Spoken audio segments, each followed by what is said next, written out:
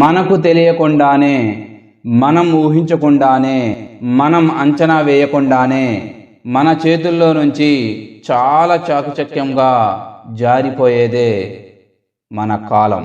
అన్నిటికన్నా విలువైనది కాలం. అయితే అన్నిటికన్నా నిర్లక్ష్యం చేసేదే కాలాన్నే. మన కాలమే కదా ఈ కాలం మన చేతుల్లోనే ఉంటుంది. మన టైమే కదా, చూసుకోవచ్చులే, తర్వాత చేసుకోవచ్చులే, మన జీవితమే కదా అనుకుంటూ ఉంటాం.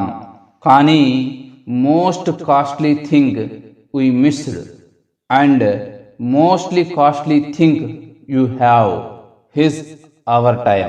చాలా విలువైనది, దాన్ని దేనితో వెలకట్టలేం. మనకు తెలియకుండా మనం చేసే కొన్ని పనుల వల్ల, మనం ఆలోచించే తీరు వల్ల కానీ, మనం చేసే వేరే వ్యాపకాల వల్ల కానీ కోల్పోయేది కూడా మన టైమే అన్నమాట. ఒక గొప్ప వ్యక్తి ఒకటి చెప్తూ ఉంటారు నాకు. అదేమిటంటే, మనం ఏ పని చేసినా సరే కాలాన్ని ఫలంగా పెట్టి చేస్తాము. ఒక జాబ్ చేసినా సరే, లేదా చదువుకున్నా సరే, ఒక ఆలోచన చేసినా సరే, ఒక తప్పు చేసినా సరే, ఎక్కువగా కోల్పోయేది కాలమే.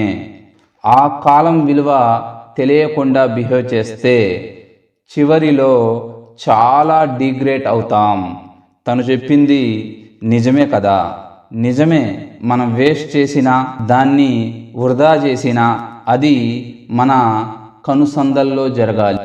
అంతే తప్ప మన కాలాన్ని సడన్గా కోల్పోయి 10 సంవత్సరాల తర్వాత, 20 సంవత్సరాల తర్వాత ఇదంతా ఎందుకు కోల్పోయాము అని మన మైండ్కి వచ్చింది అనుకోండి, అంతకంటే దుర్భవంతమైన జీవితం ఇంకోటి ఉండదు. కాబట్టి ఈ క్షణం నుంచి జీవితం ఎండ్ వరకు ఒక్కటి మాత్రం గ్రహించుకోవచ్చు. ఏది ఎవరు ఎక్కడ జరిగినా సరే మన కాలం మన కంట్రోల్లో ఉండటం మంచిది. మన చేతుల్లోనే ఉండాలి.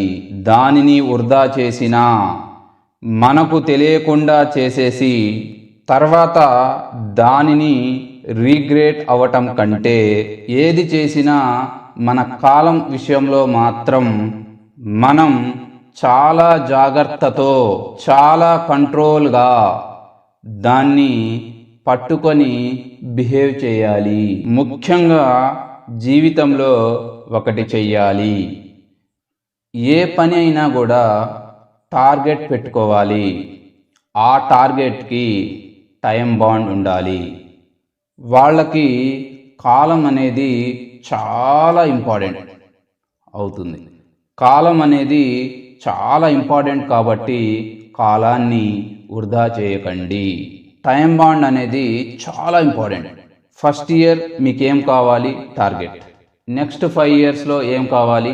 టార్గెట్. నెక్స్ట్ 10 ఇయర్స్లో ఏం కావాలి? టార్గెట్. ఒక టార్గెట్ పెట్టుకొని రీచ్ అయితే కనుక లైఫ్ చాలా చక్కగా ఉంటుంది. అలా ప్లానింగ్ లేకుండా అబ్స్ట్రాక్ట్గా వెళ్తూ ఉంటే